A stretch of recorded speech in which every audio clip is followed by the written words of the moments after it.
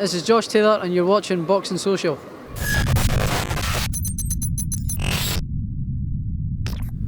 This is Rob Tebbutt for Boxing Social. I'm delighted to be joined by Shane McGuigan. We're at a bar and it's 3:20. Yeah. How are you, Shane?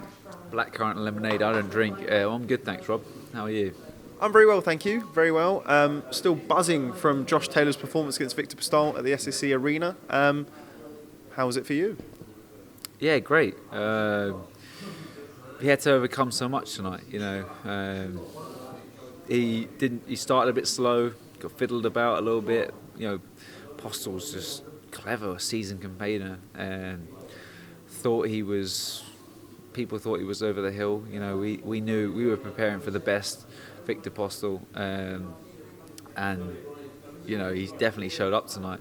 But Josh had to overcome some things and adapt, and he did it in such a great fashion and hurt him. And it was a fight of two halves. It's a bit of a shame the way the scorecards didn't really reflect how good and how close of a fight it was, but can't really do anything about that as long as he went out there and won. And I think I had him 3 rounds up, and the knockdown was a big help for us. And that's me being harsh. I'm always very critical in the corner. For close rounds, I give it to Postol. So I couldn't really see it being that wide, but great performance nonetheless. Had to overcome so many things, and got cut, got hurt for the first time, had to hold. You can't teach that. And then found a great shot, and then couldn't find another one. But still was trying, still was tired. Went the full distance, went 12 rounds. There's so many boxes ticked there, and 3 o'clock, and he's still standing over there, still full of life. Talk to me a little bit about that, because it's the first time that we've ever seen Josh in trouble, hurt, holding on. How much of a benefit is that going to be for him moving forward? And what was going through your mind when that actually happened for the first time? You see a lot in the gym, but I've never seen him hurt like that.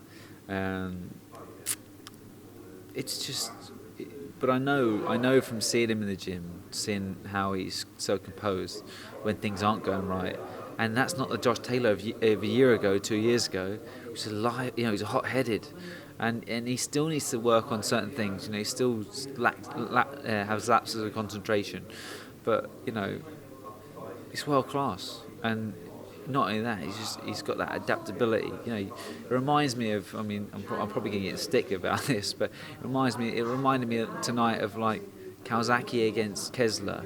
He got hurt in the fifth round. He was losing. He was losing the fight. He couldn't find any shots, and then he just went back and he came out in the sixth and just completely dominated the fight. And it was like and that was obviously Kawasaki, but tonight reminded me a bit of that. He's got that southpaw style. He's got the adaptability, and I think we're going to have a really top quality fighter to get behind. As fans, and also me obviously working with him. But I feel like he's going to be a great. From a training perspective, because I think universally it's something that Josh has come out with a lot of praise. I mean, obviously the fight was his 13th fight, and he's fighting somebody like Viktor Postol, number one with the WBC, former WBC World champion. But from a coach's point of view, you strike me as somebody who's always striving for more. What do you feel that he still has to improve on, judged on tonight's performance? Concentration. That's all it was. Concentration. Staying on for 3 minutes, you just don't get it until you get up to the top level. He straight away in the first round he pulled out, got hit with the right hook, didn't hurt him or anything, but still was a great shot, big weighty right hook round the side, because he was putting his hands out in front of him. And then when things weren't going right, he was getting clipped, and rather than getting hit with one big shot, Postol was touch and layering him, and then kept hitting him at the end of the shots, and you're thinking. And that's the only thing, he's scrounging for food here beside us. But yeah, I mean, just concentration. Just concentration, that's what it was. But, They've ate all the pizza without me. Sake. He's off clubbing. We've got more coming. Just trying to adjust to an interview with a ravaging. Do you want to get in? Get in. Get in the shot. Sit down, son. You did more Right. than me. Just going to readjust.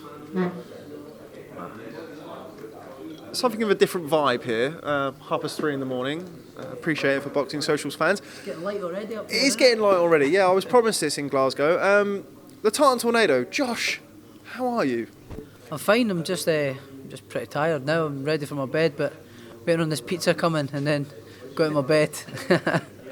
What did you make of tonight's performance? I don't know if you overheard, but Shane was saying some things. Said that you've still got a few things to work on, concentration, potentially moving forward. Is that something you'd agree with? Yeah, I felt I was switching off quite a few times. Not being alert a lot of the time. Really, a lot of the time I was doing my work and then I was switching off. But I'm happy with the performance. I'm really happy with the performance. Although I think it was a below par performance for me. It was about 60-70%. I feel like I'm boxed much better than what I did, but you know, I'm learning every time. It's only my 13th fight. I think a bit of the occasion was sort of because what was riding on the back of this fight, you know, big chances and big opportunities was sort of playing in the back of my mind. But I feel that I handled it well and I adjusted when I had to adjust. I had to adjust a couple of times there, about 3 or 4 times in the fight. I had to change the way I was fighting, and I'm happy. I'm happy with the performance. Now, Shane, you were shaking your head there when Josh said about it being a below par performance. No, only because, you know, I mean, he's in there. That's me being critical. It's only because I understand. You know, we had this discussion. It's, you know, it's 60-70% of what he can do. You know, but then again, you're in there with a guy that's an elite fighter. A guy that's been there, done it. And the difference at the top level is if you get fit, you know, it's 5%, really. You know, like everyone at that world level is within 5% of each other.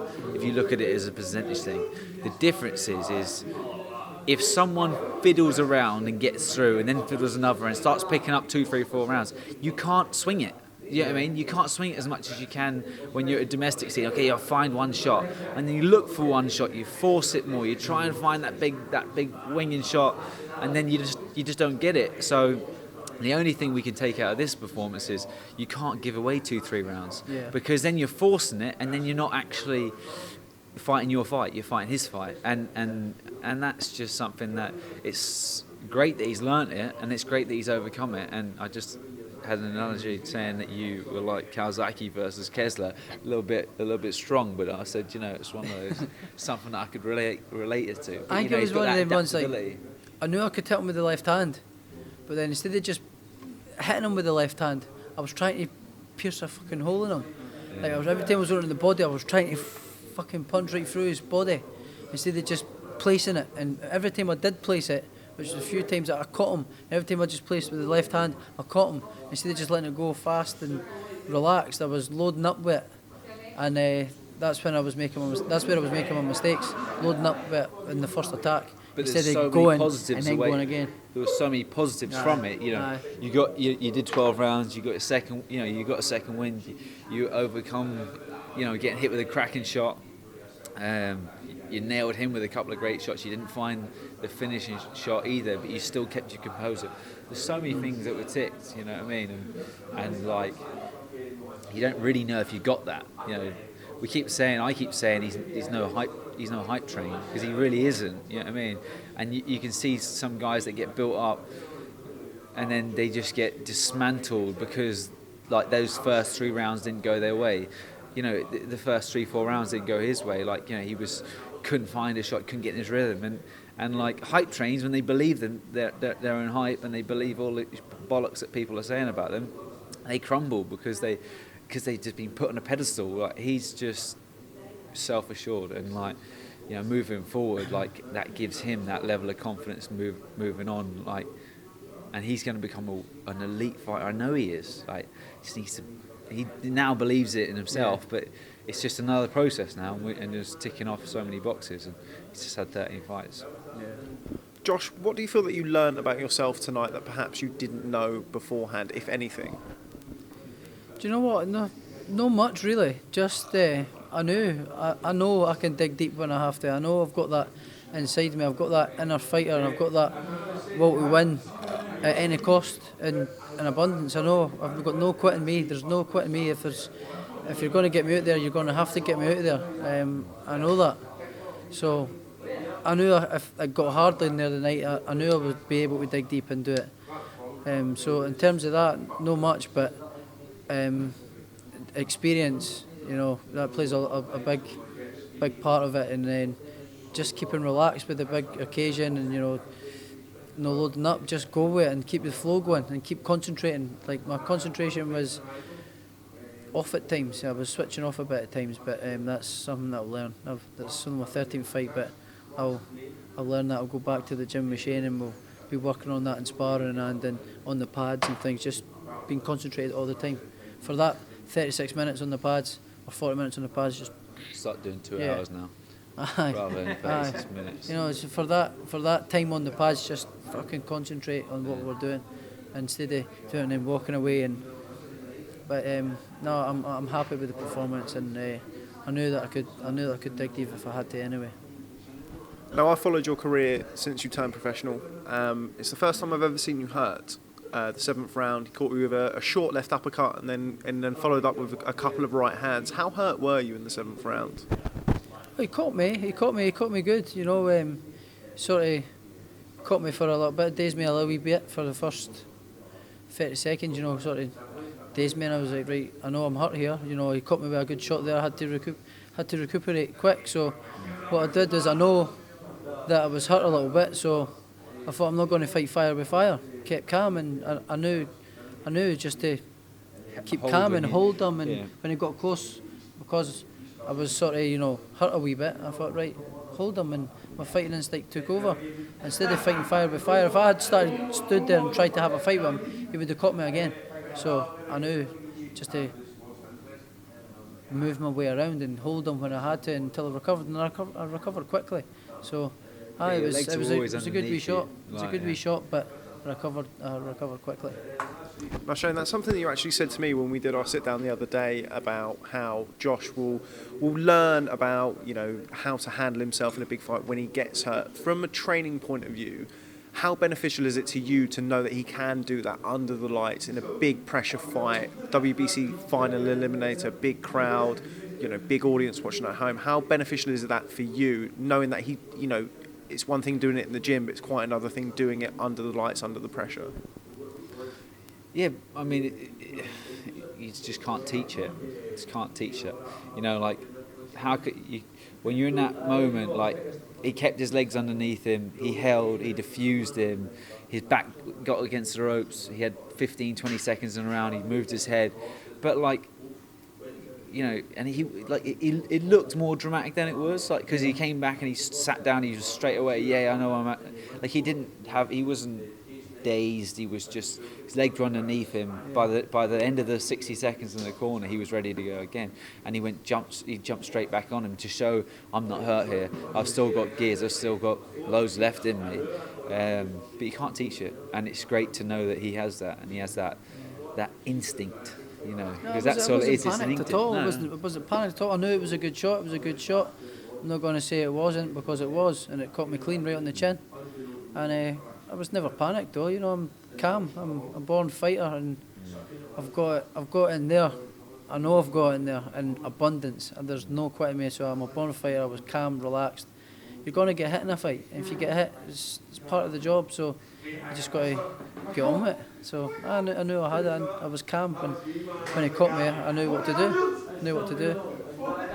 Now, it's something that a colleague of mine mentioned in the post-fight press conference about the fact that you hadn't gone rounds and you hadn't gone the full distance before. Viktor Postol, somebody very experienced, has gone the distance many a time in his career. It was a surprise to me that to see you come on strong. I mean, you were in a fight that was billed as a 50-50 fight beforehand. It wasn't going your way the whole time. You seem to find an energy reserve in the later rounds. Just talk to me a little bit about that, and did you feel that you needed to claim those later rounds? I definitely felt I needed the last 3-4 rounds. I needed to win sort of every round, or not lose another round. I felt I needed to at least share the rounds or win the rounds the last round. So I knew what I had to do. I had to press him, and every time I did press him, it was working. But then I was loading up when I started catching success instead of just relaxing.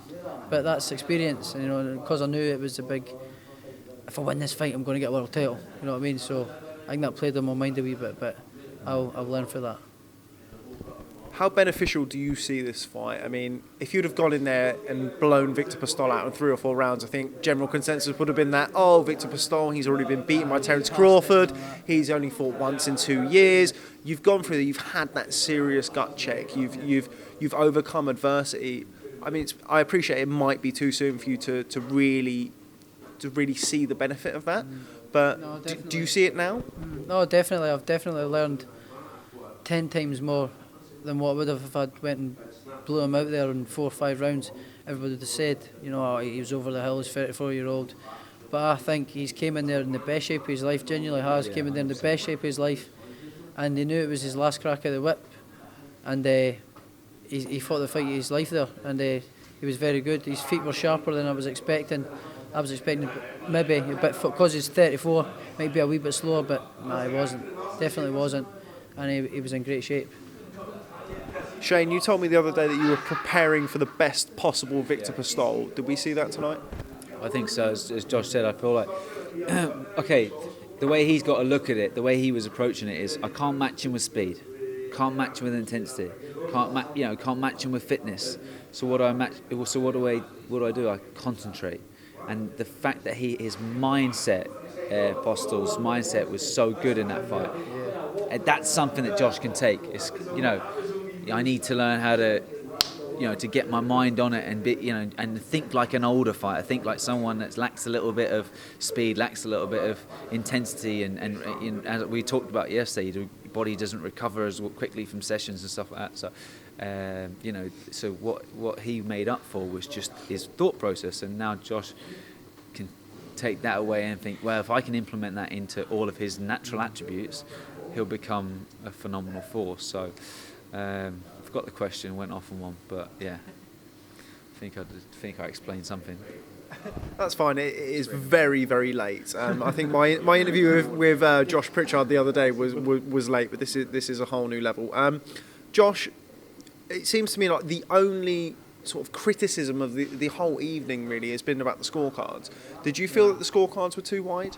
I think so. Yeah. If I'm honest, yeah, I think so.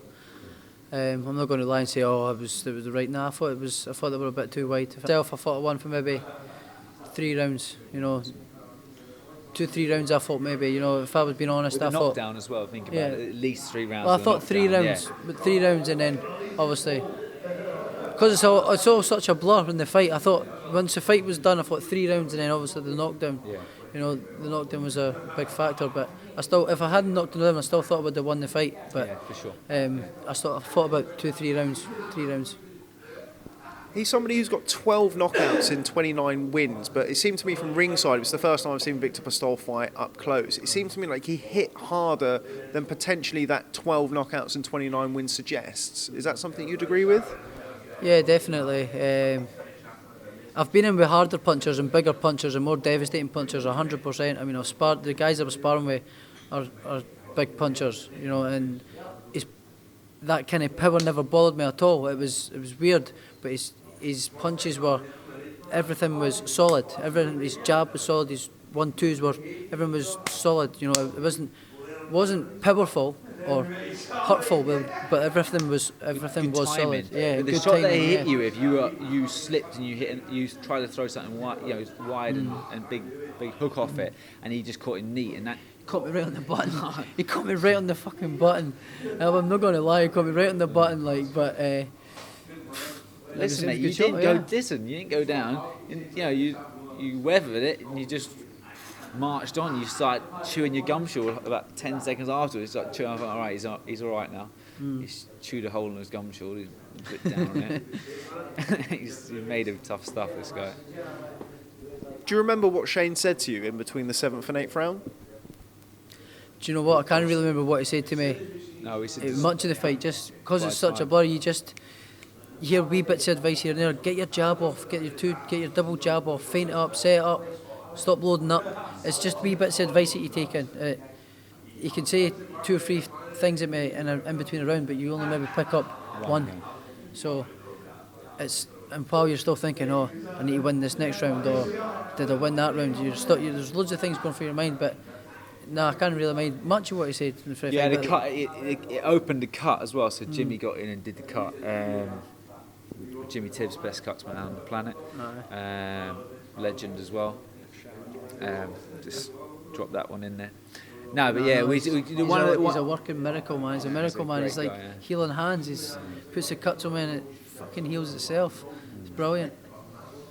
But yeah, one of the things was just bide some time, let yourself recover. But he was already recovered, and then one of the things that I kept drilling to just once Postol was touch, you got to get your touches back, because you know what I mean. Rather than let him touch you, look for a big, wide, hard shot, and then walk you onto something. You know, that's what's happening early on in the fight, and then Josh started to just play the game with him, just touch, and then let his shots come and flow and not look for power. And that's what I said, it's a fight of 2 halves, but you know, the second half was so one-sided, but the first half, you can't say it was those scorecards, but the first, Postol wasn't putting any meat behind the shots, so it just depends what you were looking at. Now, it seemed to me earlier on in the fight that Postol was the puncher in there. It seemed like Postol was letting his hands go and potentially having more weight behind the shots than maybe you were able to implement on him.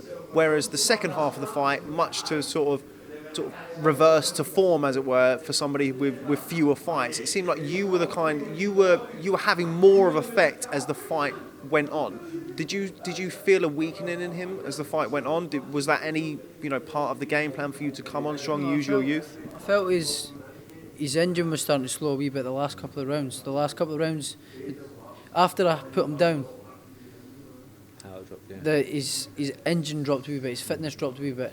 But no, he never light up. Like he never seemed like he faded. He seemed strong all the way through. Yeah. Weird powers of recovery, wasn't it? He looked like he was like going half a dozen times, but then and then he'd come back to himself. It was weird. But we were looking at the Crawford fight, and we kept analysing it, thinking, we kept looking at it, saying, well, why didn't Crawford just jump on him? But he's deceiving. You know what I mean? He looks hurt, and then he comes back with something, and like amateur. Yeah, strength though as well, strong with the front hand. But he was strong with. When I was trying to knock his hand down and jab, he was strong with it and strong with that sort of stance. And his jab, it was quite stiff. His jab was quite stiff. But no, I'm happy. I'm really happy with that performance. It's a great fight. I got that Rocky fight in the end, didn't I? That's actually something that somebody said to me. He said he wanted a Rocky fight, and it really did transpire that way. Looking back, would you have preferred an easier fight? Would you have preferred if it didn't happen that way, or are you now seeing the benefits of it? I'm happy with the way it's went. I've always knew I can dig down deep, and when it gets harder, there's no quitting me and all that. But I'm happy with the way it's went, and I've had to come in there and come over a few hurdles that I've never faced before in the pro career. Getting hit with a good shot like that, not getting my shots off, trying too hard, and not getting things my own way. And I've had to adapt and change things and then settle down and get things going. So I'm happy. I've learned a lot there. It's not going to put miles on the clock though, that fight, because although it was a hard fight, it was like technically he had to overcome a few things, but it was like, it's not going to put miles on it. It's not like it was just a weathering fight where he was getting, if it was a weathering fight, I wouldn't be sitting here at near enough 4 a.m. No marks on him. So. But no, I feel I've definitely had harder fights, and I've had physically harder fights and all that. But I had to just think a lot, and I had to change a lot in there. And I'm happy that I know that I can do that. Yeah. What can you tell us about the eye? Because a lot of the stuff after the fight was about like a dilated pupil, and I know there was a lot of concern. Obviously, we've had no end of injuries, and I mean, speaking to Josh Pritchard the other day, I mean, just things like that. What can you tell us about that? Are you okay? You're in good health? Totally fine. It was just jittery in the corner, and Jimmy stuck his thumb in my eye by mistake a little bit, because he was putting the cut in the eye.